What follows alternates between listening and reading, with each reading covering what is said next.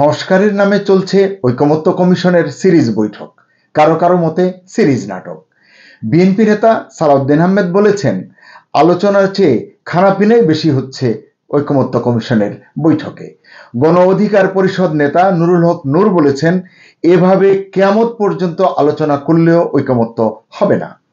বিশ্লেষকদের কেউ কেউ বলছেন, এভাবে দিন গড়াচ্ছে আর গদি আঁকড়ে পড়ে থাকার সুযোগ বাড়ছে প্রফেসর ইউনূসের। অথচ বৃহত্তর জনগণের প্রত্যাশা দ্রুত বিদায় হোক এই বিশেষ অবস্থা নির্ভর সরকার, গণতন্ত্রের পথে যাত্রাটা অন্তত শুরু হোক। অথচ প্রেক্ষাপট বলছে কৌশলে সময় কিনছে সরকার। সত্যিই কি দীর্ঘায়িত হচ্ছে ইউনূস শাসন? আসসালামু আলাইকুম, লিডস নিউজে আপনাদের প্রত্যেককে স্বাগত।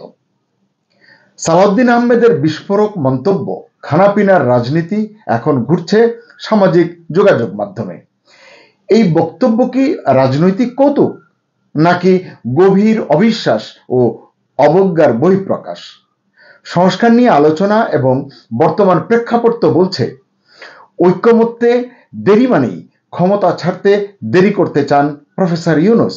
কারণ প্রয়োজনীয় সংস্কার হলেই তবে নির্বাচন আয়োজন করবেন তিনি, সেটি ফেব্রুয়ারিতে হোক, এপ্রিলে হোক, জুনে হোক বা এর পরে হোক।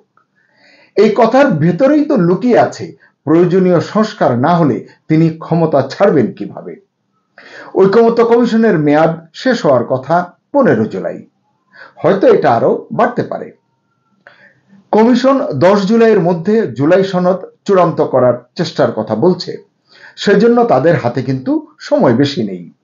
কিন্তু সংবিধানের স্পর্শকাতর ও মৌলিক বিষয়ে এখনো দলগুলো ঐকমত্যে পৌঁছাতে পারেনি। অনেক দূরে গিয়েছে, কিন্তু জায়গায় জায়গায় এমন ভাবে আটকে আছে, এটি সম্পন্ন না হলে আসলে এই ঐকমত্য কমিশন সবশেষে কি ঘোষণা জাতির সামনে আনবে সেটি বোঝা যাচ্ছে না। কারণ এসব বিষয়ে ঐকমত্য বেশ কঠিন বলে রাজনীতিক সহ সংশ্লিষ্টরাই বলছেন। কমিশনের পক্ষ থেকে বলা হচ্ছে, সংস্কারের যেসব প্রস্তাবে ঐকমত্য হবে সেগুলো দিয়েই আসলে জুলাই সনদ তৈরি করা হবে। তার মানে কি? তার মানে এখানেও কিছু ফাঁক থাকছে।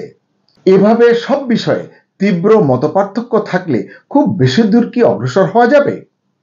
এজন্যই প্রশ্ন উঠছে, এই যে বিলম্বের অনুষঙ্গ তৈরি হচ্ছে, মানে কারণগুলো তৈরি হচ্ছে, ইস্যুগুলো তৈরি হচ্ছে, এটা কি কাকতালীয় নাকি পরিকল্পিত? বিশ্লেষকদের একাংশ বলছেন, ঐকমত্য না হলে নতুন নির্বাচন হবে কিভাবে, নতুন সরকার আসবে কিভাবে? তাহলে কি ইউনূস সরকার সময় কিনছে? এই প্রশ্ন কিন্তু এখন জনমনে। এক ব্যক্তির 2 মেয়াদ বা 10 বছরের বেশি প্রধানমন্ত্রীর পদে থাকা যাবে না বা থাকতে পারবেন না জাতীয় ঐকমত্য কমিশনের এই প্রস্তাব মানতে রাজি হয়েছে বিএনপি। শুরুতে রাজি ছিল না, এখন মেনেছে, তবে শর্ত জুড়ে দিয়েছে।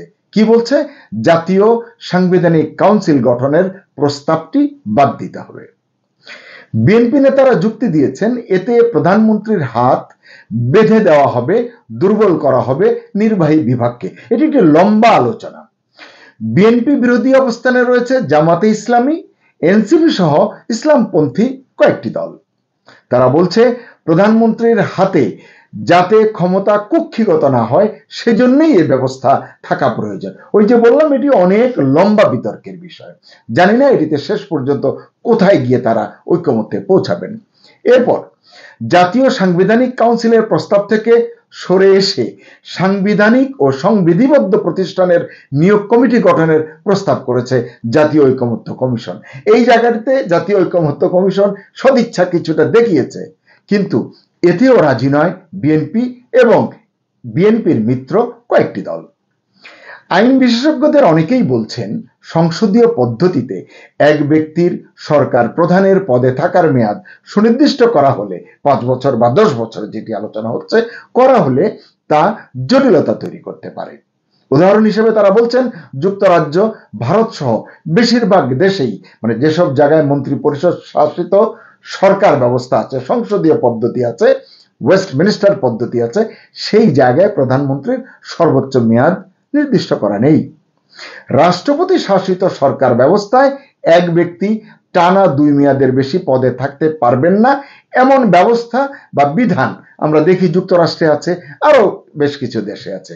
কারণ রাষ্ট্রপতি শাসন অনেকটা ব্যক্তি কেন্দ্রিক, সকল ক্ষমতা কেন্দ্রীভূত থাকে, সমস্ত পাওয়ার থাকে প্রেসিডেন্টের কাছে। সংবিধানের মূলনীতির প্রশ্নেও মতপাত পার্থক্য কিন্তু প্রকট।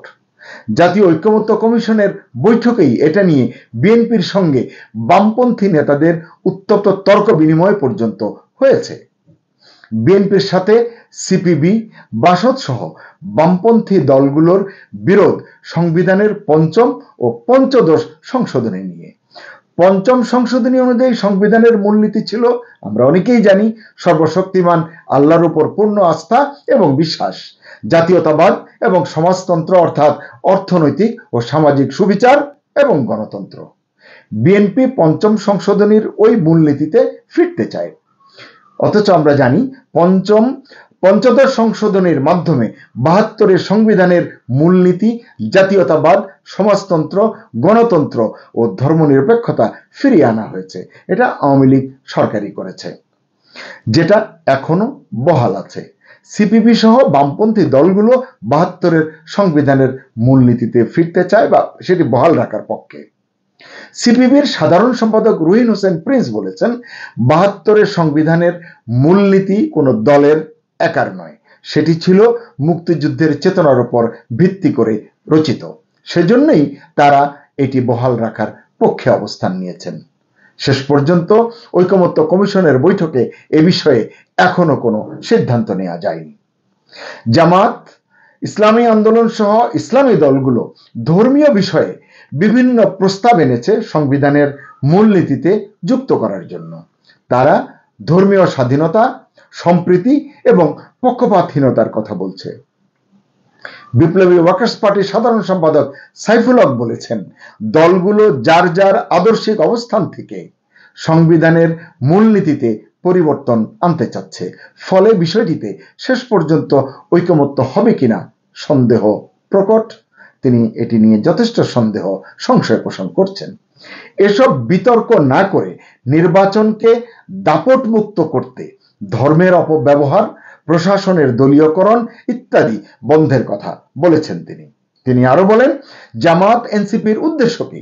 গত 16 বছর দেশের জনগণ ভোটের অধিকার, গণতান্ত্রিক অধিকার এবং জাতীয় নির্বাচনের জন্য আন্দোলন করেছে। কেউ স্থানীয় সরকার নির্বাচনের জন্য আন্দোলন করেনি। আপনারা জানেন স্থানীয় সরকার নির্বাচন নিয়ে জামাত ইসলামের বর্তমান স্ট্যান্ডটি কি। জাতীয় নির্বাচনের আগে স্থানীয় সরকার নির্বাচন করতে গেলে অন্তত 1 থেকে 2 বছর সময় লাগবে। তাই এসব খেলা বন্ধ করার আহ্বান জানিয়েছেন তিনি। বলেছেন, বেশি টানাটানি করলে দড়ি ছিঁড়ে যাবে। এটি অত্যন্ত ইঙ্গিতপূর্ণ একটি কথা। দড়ি ছিঁড়ে যাবে তার মানে ঐকমত্যের যে প্রচেষ্টা সেই জায়গাটিতে ব্যাঘাত ঘটতে পারে। মানে আপনি যদি এখন এটিকে কিভাবে বলবেন, আমার মনে হচ্ছে এটি আসলে আদর্শ বনাম স্বার্থের লড়াই। কার আদর্শ কার স্বার্থ দর্শক আপনারা বুঝতে পারছেন। তবে এই লড়াইয়ের মাঝেই দাঁড়িয়ে আছেন প্রফেসর মোহাম্মদ ইউনূস। যে যত তর্ক করবে, যত সময় নেবে, তার জন্য তত বোনাস সময়, অর্থাৎ প্রফেসর ইউনূসের জন্য বোনাস সময়। কারণ সংবিধান সহ সার্বিক বিষয়ে ঐকমত্য হলে নির্বাচন আয়োজন করতে হবে এবং নির্বাচন আয়োজিত হলে নতুন সরকার আসবে এবং তার বিদায় নিশ্চিত। কিন্তু ঐকমত্যেই যদি দেরি হয় তাহলে বিদায়ও নিশ্চয়ই বিলম্বিত হবে। ঐকমত্যের প্রশ্নে আরো অনেক ইস্যু আছে যেগুলো নিয়ে আসলে কথা বলা দরকার। চেষ্টা করব সময় সুযোগ মতো সেগুলো নিয়েও কথা বলতে, কন্টেন্ট করতে।